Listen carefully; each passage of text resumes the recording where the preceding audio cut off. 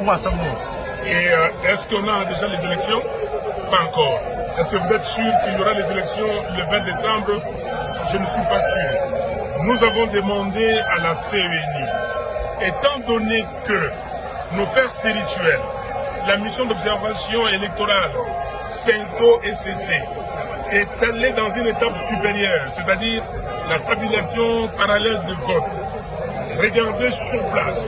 Et là, ça nous donne confiance, un peu de confiance, et nous allons déposer notre candidature.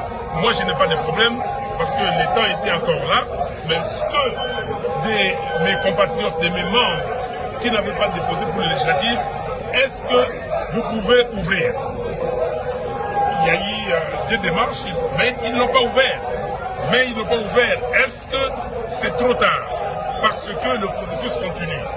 Le fichier électoral, aujourd'hui, est à combien de millions d'électeurs?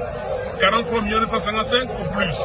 Parce que vous, journalistes, vous devez savoir que l'opération d'enrôlement continue. Qu'est-ce que cela veut dire?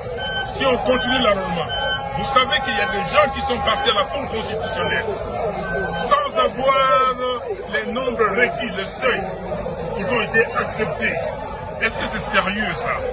Vous avez des évidences comme ça. À la Cour constitutionnelle, on fait une chose. Et ou à la CENI, on fait une chose. Et à la Cour, autre chose. Est-ce que nous sommes dans un processus crédible? Vous êtes journaliste, vous devez vous interroger et vous devez faire des enquêtes. Quel est le nombre exact d'électeurs? J'ai fait comprendre à M. Kadima que ses auditeurs, à lui, ils n'ont pas fait du travail. Ces auditeurs, par exemple, ils ont menti. Ils ont dit qu'ils ont reçu SID. Ok? Alors, lui, il dit que non, ils n'ont pas dit. Je dis que je vais lui envoyer là où c'est écrit. Il dit, envoie-le-moi. Dès qu'il rentre chez moi, je l'envoie et je vous envoie les journalistes pour dire, voilà ce que les auditeurs des Kadima ont dit et qui sont des menteurs. Comment on peut faire un audit? Un audit d'un fichier de 49 millions de personnes en 5 jours.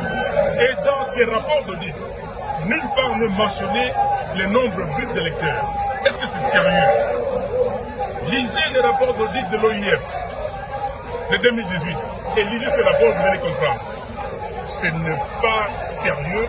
Ce grand pays, le Congo, est aujourd'hui ridiculisé.